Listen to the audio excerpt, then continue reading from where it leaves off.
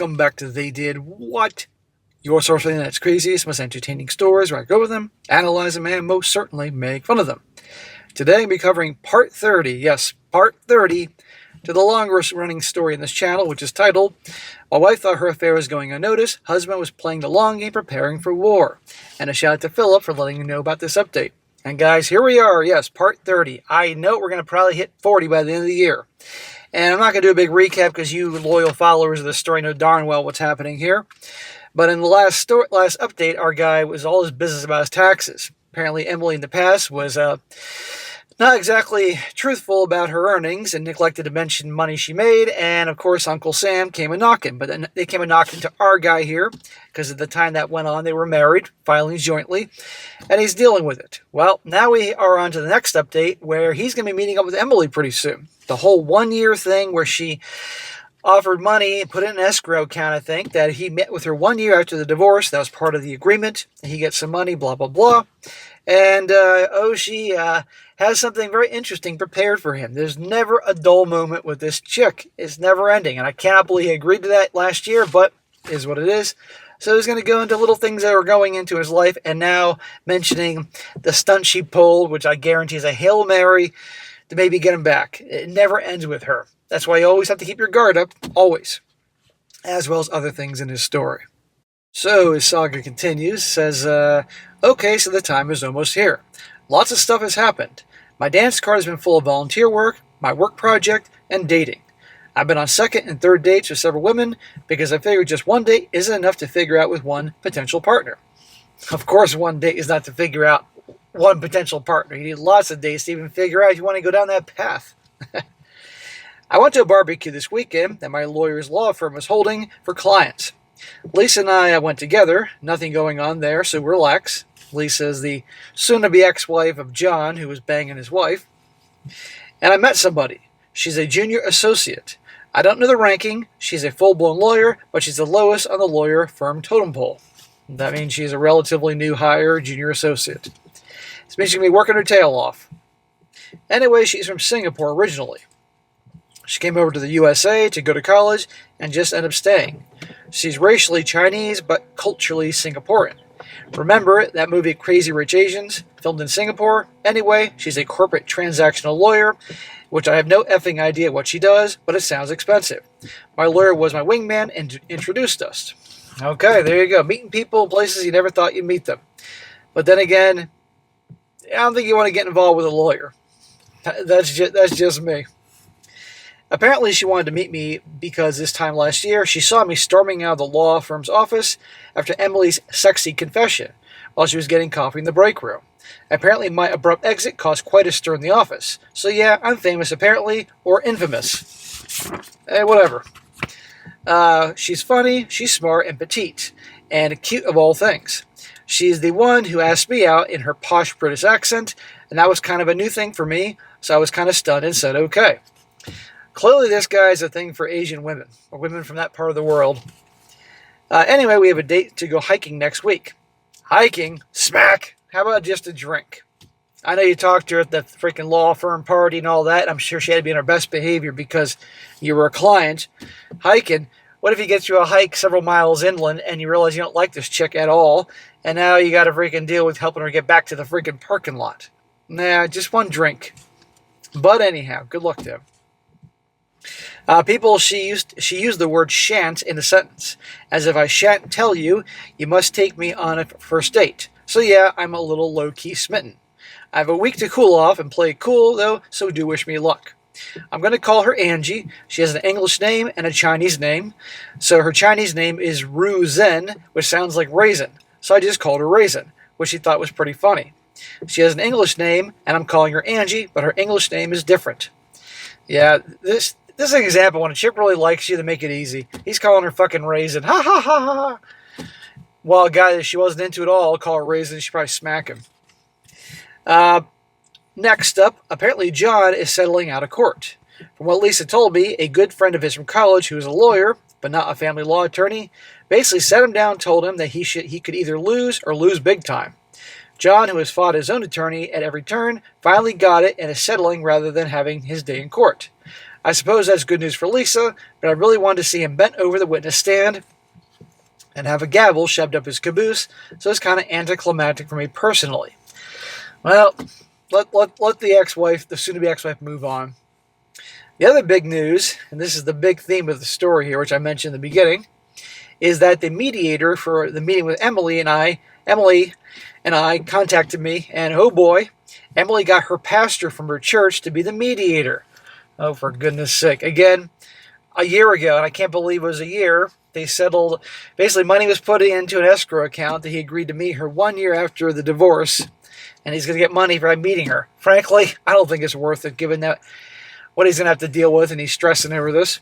But she got her pastor to be the mediator. Gee, that's not a Hail Mary if I ever heard one.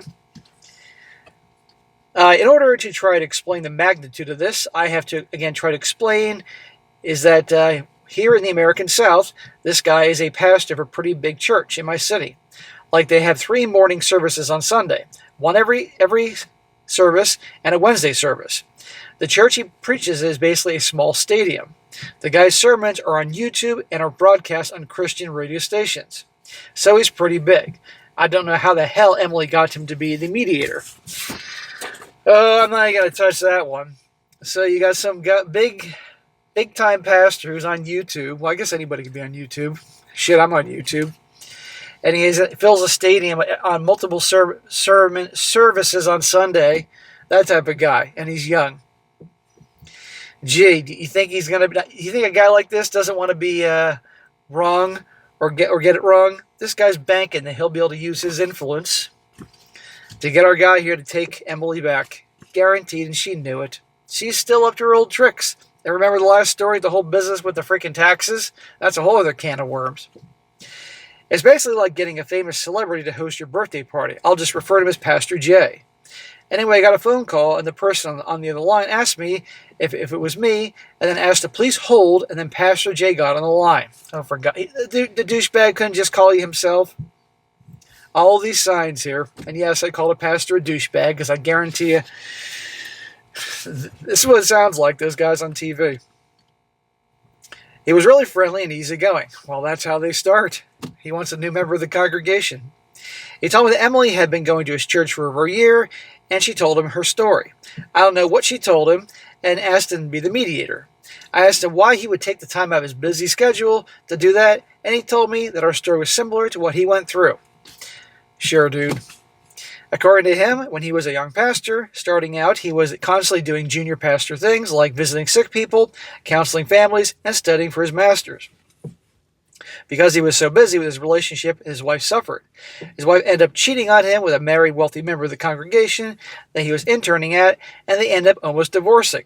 However, she showed remorse, and he forgave her, and Jesus and the Bible and all that shit. Uh-huh. And I'd be like, and that pertains to me how? I ain't changing my mind, Pastor. I told him I'm not planning on reconciling with Emily, and he was pretty receptive to that, and mentioned that forgiving and reconciling are 2 different things. He gave me his personal cell phone number, which is one that bypasses his personal assistants. Assistants? This guy's multiple assistants? That kind of a big thing down here in the South. It's kind of like getting Bill Gates' personal phone number. Yeah, no thanks. I asked him how we were going to handle this from a legal standpoint, and he said that I could get a contract of indemnification or some other legal document from my lawyer, and we would all sign it. His assistant would then notarize it because he's a notary public. He told me that at the meeting, his wife would be sitting outside, available for any questions or anything else I needed if I wanted her perspective on things. No, he doesn't want her perspective on things. He doesn't want your perspective on things, Pastor J. He just wants to do this meeting, collect his money, and move the hell on. Personally, I don't think this guy should ever agree to this whole thing, because he's never able to, for this last year, in the back of his mind, he knows he's going to have a freaking sit down with Emily 1 year after this whole thing went down. He assured me that he wouldn't pressure me to get back together with Emily because he's been there himself, and he knows that even if he pressured me and I caved, that the result wouldn't be a real marriage but a hostage situation. Sure, not buying it. You know how much his pride and ego, even though pride's a deadly sin, would feel good that he got these 2 to reconcile and coincidentally go back and join his congregation? Come on. I don't mean no disrespect to the religious folks. I really don't. But there are some guys out there. And when I hear big warehouse church and on TV or YouTube and all that, I'm picturing a certain personality. I asked him if he really trusted his wife now, and he admitted that at first it was a constant struggle, but now their communication is off the charts and that the relationship is more intimate than ever. However, he did admit that it was difficult moments trusting her and living with it even 20 years later. However, he said that it was overall a great relationship, and he doesn't feel that he missed out on anything. And he says, yeah, right, yeah. We ended up making an appointment for June 3rd. So I went to my HR and took the day off as well as the day after. I'm kind of experiencing a PTSD type of thing because of what happened last year. I think I went a little crazy at the time. I look at my posts from back then and I shudder. Now, why'd you do it, man? I mean, I'm sure he could use the money, but that badly? It's not worth it to me. But June 3rd will come along and guaranteed we'll have an update after June 3rd. Anyway, here are the questions I'm planning on asking Emily.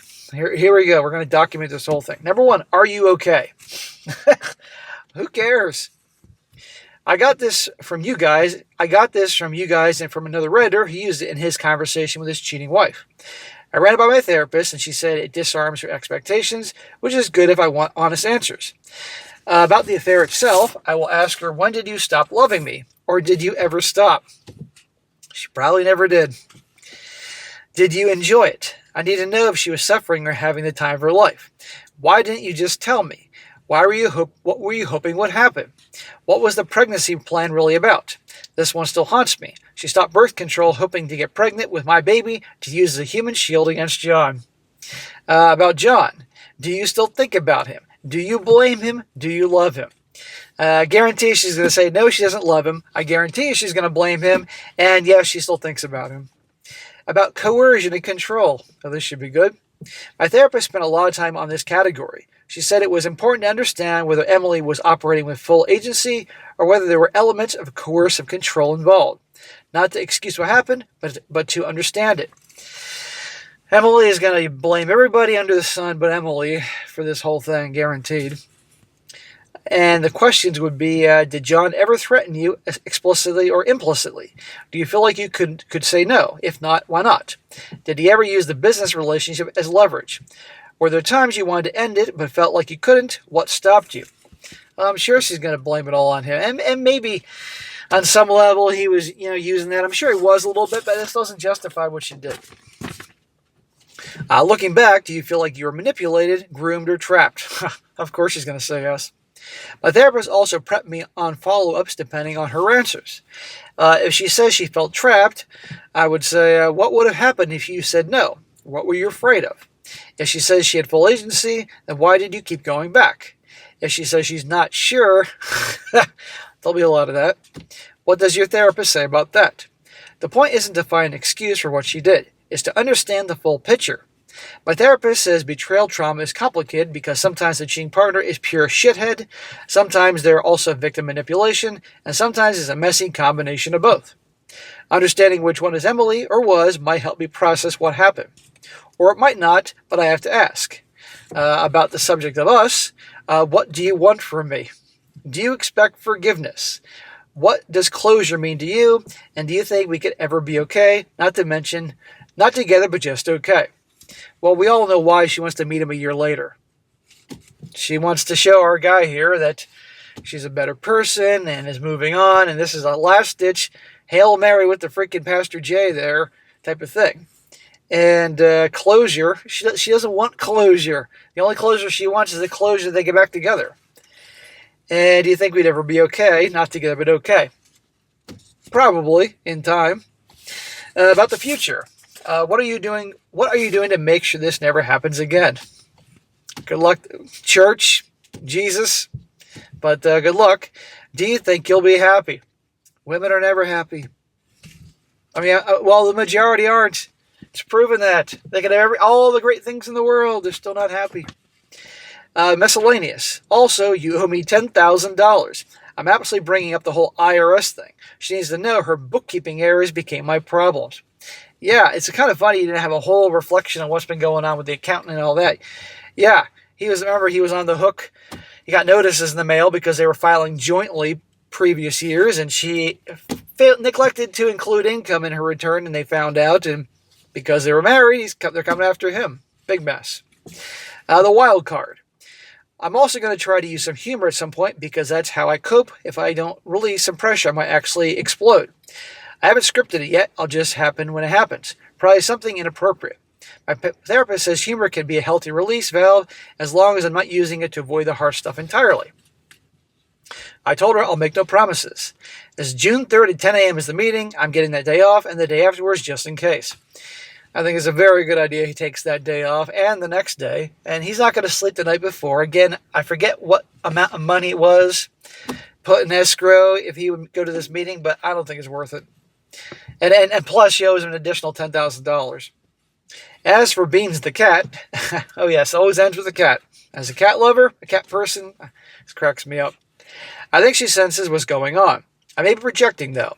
I've been on edge with a kind of PTSD thing going on because of what happened this time last year. She's been sitting closer and even sleeping beside my head when I go to sleep. See? A nurturing female cat. You are her cub, my friend. I know what it's like. She's looking out for you.